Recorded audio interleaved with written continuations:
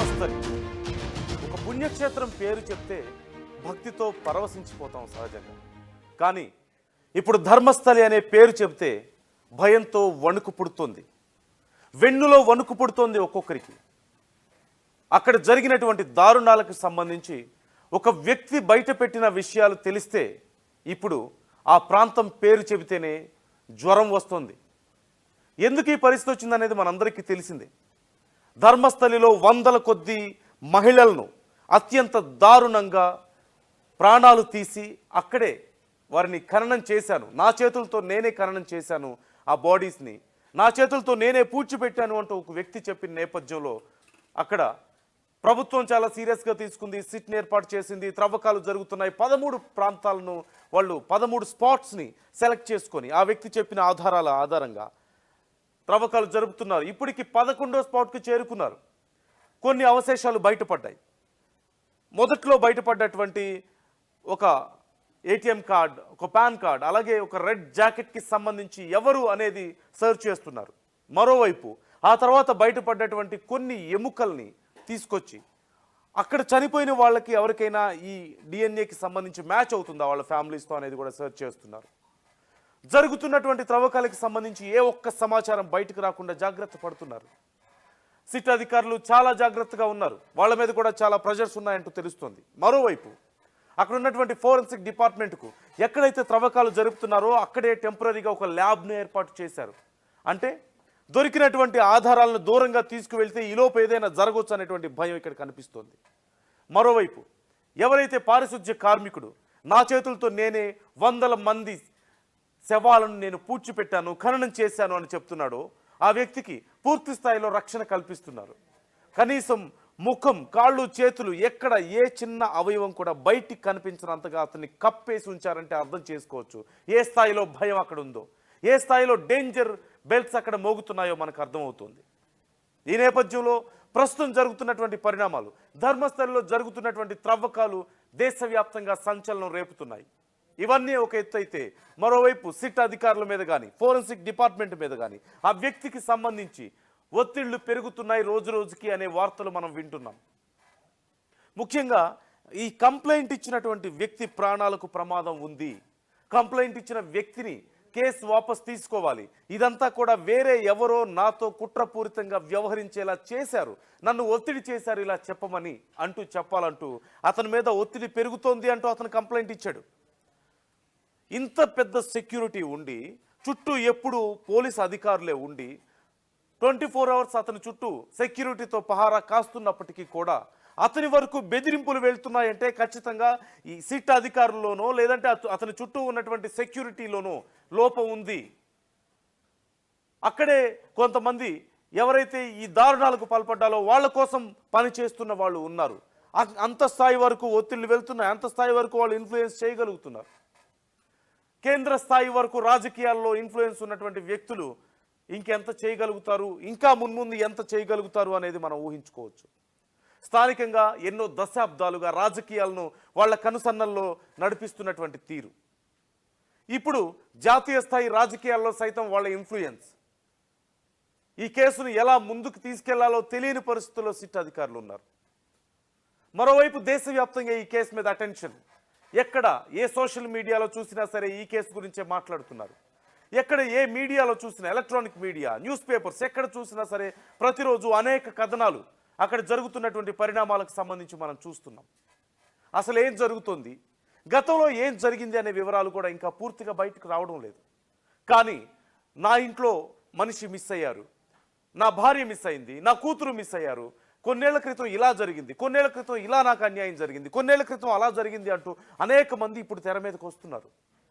ఒక మహిళ నా కూతుర్ని నేను పోగొట్టుకున్నాను, నా కూతురి కోసం నేను వెతికితే నన్ను కూడా చంపాలని ప్రయత్నించారు, నేను కోమాలోకి వెళ్ళిపోయాను, ఇంటికి వెళ్ళి చూసేసరికి నా ఇల్లంతా తగలబడిపోయి ఉంది అంటూ 20 ఏళ్ల తర్వాత ఒక మహిళ అక్కడికి వచ్చిందంటే అర్థం చేసుకోవచ్చు. చివరికి అక్కడ స్థానికంగా ఉండే ఒక యువతి మిస్ అయితే ఆ యువతి కోసం కుటుంబ సభ్యులు అలుపెరుగని పోరాటం చేసి చేసి చేసి అనేక మంది అక్కడ ఫోకస్ చేసి చివరికి ఆ యువతి విగ్రహాన్ని అక్కడ పెట్టారంటే పరిస్థితి ఎంత దారుణంగా ఉందో అర్థం చేసుకోవచ్చు. ఆ యువతి ఇంటికి వెళ్ళడానికి ఇదిగో ఇది మార్గం అంటూ ఆ యువతి విగ్రహాన్ని అక్కడ పెట్టారంటే దారి పొడుగుతున్న ఆ యువతి ఇంటికి వెళ్ళడానికి మార్గాన్ని చూపిస్తూ కొన్ని సైన్ బోర్డ్స్ కూడా ఉన్నాయంటే ఎంత పాపులర్ అయిందో ఆ కేసు మనం అర్థం చేసుకోవచ్చు. కానీ ఇన్ని రోజులుగా బయట ప్రపంచానికి ఎందుకు తెలియలేదు? ఎందుకంటే రాజకీయంగా అక్కడ వాళ్ళు చాలా బలంగా ఉన్నారు. అక్కడ వాళ్ళు చెప్పిందే శాసనం. వాళ్ళు ఏది చెప్తే అదే జరుగుతుంది. పోలీసులు కేసులు తీసుకోరు. ఒకవేళ పోలీసులు కేసులు తీసుకుని ఆ స్థాయి వరకు వెళ్తే ఎవరైతే కేసులు పెట్టారో, ఎవరైతే తమ కుటుంబంలోని మహిళలను కోల్పోయారో వాళ్ళ ప్రాణాలు కూడా ఆపదలో పడ్డట్లే. వాళ్ళ కుటుంబంలో మహిళల పక్కనే వాళ్ళను కూడా పూడ్చిపెడతారు. వాళ్ళ కుటుంబంలో మహిళలను ఎక్కడైతే ఖననం చేశారో అక్కడే వాళ్ళ శవాలను కూడా ఖననం చేస్తారు. అలా జరిగాయి అనేక ఘటనలు. కానీ ఒక వ్యక్తి మాత్రం బయటకు వచ్చాడు. దశాబ్దానికి పైగా వాళ్ళ దగ్గర నేను పనిచేశాను. అనేక వందల మంది శరీరం మీద గాయాలతోనూ వాళ్ళ మీద లైంగిక దాడి జరిగినటువంటి గుర్తులతో చనిపోయినటువంటి మహిళల యొక్క బాడీస్ని నేను ఖననం చేశాను, నేను పూడ్చిపెట్టాను నా చేతులతో. ఆ తర్వాత తన కుటుంబానికి సంబంధించినటువంటి ఒక మహిళ విషయంలో తనకు అన్యాయం జరిగింది.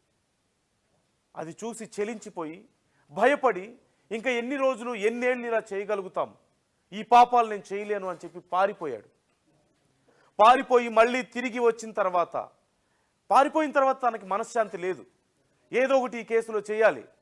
ఎప్పుడు తను పాతిపెట్టిన వాళ్ళు, తను ఖననం చేసిన వాళ్ళే తన కళ్ళ ముందు మెదులుతూ ఉన్నారు. ఆ మహిళలకు సంబంధించినటువంటి ఇమేజెసే నిద్రపోతున్నా తనకు కనిపిస్తూ ఉన్నాయి. మనశ్శాంతి లేక ఏం చేయాలో తెలియక తిరిగి వచ్చాడు. తాను చేసినటువంటి పాపాన్ని ప్రక్షాళన చేసుకోవాలనుకున్నాడు. నిజాన్ని బయట పెట్టాలనుకున్నాడు. ప్రాణాలు పోగొట్టుకున్న మహిళలకు, ఆ కుటుంబాలకు న్యాయం జరగాలనుకున్నాడు. బయటకు వచ్చి కేవలం కంప్లైంట్ ఇస్తే తీసుకోరు. కేవలం కంప్లైంట్ ఇస్తే తాను ఏదైనా జరిగే అవకాశం ఉంది తనకు కూడా. అందుకే తాను పూడ్చిపెట్టిన దగ్గరికి వెళ్ళి కొన్ని ఆధారాలను సేకరించి, కొన్ని ఎముకలను సేకరించి తీసుకొచ్చాడు. ఇదిగో నేను పూడ్చిపెట్టినవేవి అని. అప్పటి నుంచి సిట్ని వేశారు. త్రవ్వకాలు జరుగుతున్నాయి. 13 స్పాట్స్ని సెలెక్ట్ చేసుకున్నారు. త్రవ్వకాలు జరుగుతున్నాయి. అక్కడక్కడ కొన్ని ఆధారాలు దొరుకుతున్నాయి. కానీ పూర్తిగా ఎక్కడైతే త్రవ్వకాలు జరుపుతున్నారో వాటన్నిటిని కూడా పరదాలతో కప్పేస్తున్నారు. ఎక్కడ బయటికి కనిపించడం లేదు. త్రవ్వకాల్లో ఏమేమి దొరుకుతున్నాయనే వివరాలను బయటికి పూర్తిగా చెప్పడం లేదు. కారణం, సీక్రెసీని మెయింటైన్ చేసి పూర్తి స్థాయిలో కేసును ఛేదించి అసలు విషయాన్ని బయట పెట్టడమా, లేకపోతే కేసుకు సంబంధించిన ఆధారాలు బయటికి రాకుండా దాచడమా? 2 కోణాలు బయటకు వస్తున్నాయి. ఇవన్నీ ఒక ఎత్తు అయితే ఎవరైతే వ్యక్తి వచ్చి నేనే ఇదంతా చేశాను, ఇంత దారుణం జరిగిందని చెప్పాడో ఆ వ్యక్తి మీద ప్రెషర్ పెరుగుతోంది. ఆ వ్యక్తికి నీ ప్రాణాలు తీస్తాం, నువ్వు వెళ్ళి ఎవరో నాతో బలవంతంగా ఇది చేయించారు, కొంతమంది చేయించారు నాతో ఇలా బలవంతంగా, ఇలాంటి ఒక స్టేట్మెంట్ ఇవ్వమని నాతో చెప్పించారు అని నువ్వు చెప్పాలి అంటూ అతని మీద ప్రెషర్ పెరుగుతోంది. అసలు ఎందుకు ఇవన్నీ చేశారు అనే కోణం కూడా ఇక్కడ వస్తుంది. ఎందుకు చేశారు? ఇంతమంది మహిళలు నిజంగా అంత డబ్బుంటే, విలాసాలకు అలవాటు పడిపోతే, లేదంటే ఇంకేమైనా కారణాలు ఉంటే, నిజంగా డబ్బుండి పవర్ ఉంటే ఏం తక్కువ ఏదైనా దొరుకుతుంది కదా. కానీ ఎందుకు ఆ టెంపుల్ దగ్గరికి వచ్చినటువంటి మహిళలను ఎందుకు టార్గెట్ చేయాలి? ఆ మహిళలను ఎందుకు అలా హింసించాలి? ఆ మహిళల మీద లైంగిక దాడి ఎందుకు చేయాలి? లైంగిక దాడే కారణమా? లైంగిక దాడి చేసి ఒకవేళ లైంగిక దాడే కారణమా, మరొకటి క్షుద్ర పూజలు ఏమైనా చేశారా అనే ఆలోచన కూడా ఇక్కడ వస్తుంది. దానికి సంబంధించి ఖచ్చితంగా వరుసగా మహిళలే మిస్ అవుతున్నారు. అలాగే వాళ్ళ ఒంటి మీద గాయాలు, విపరీతమైనటువంటి గాయాలు ఉన్నట్లుగా, రకరకాల దారుణాలు జరిగినట్లుగా తెలుస్తున్నాయి. చూస్తే క్షుద్ర పూజల కోణం కూడా ఇక్కడ కనిపిస్తోంది. ఒకవేళ ఈ 2 కారణాలు అయితే వాళ్ళ పని అయిపోయిన తర్వాత ఖచ్చితంగా ఆధారాలు లేకుండా చేయాలి అనుకుంటే అందరినీ ఖననం చేస్తారు కదా, ఎముకలతో సహా బూడిద చేసేస్తారు కదా. ఏ రకమైనటువంటి ఎవిడెన్స్ దొరకకుండా ఉండాలంటే, కానీ ఎందుకని కొంతమందిని పూడ్చిపెట్టారు?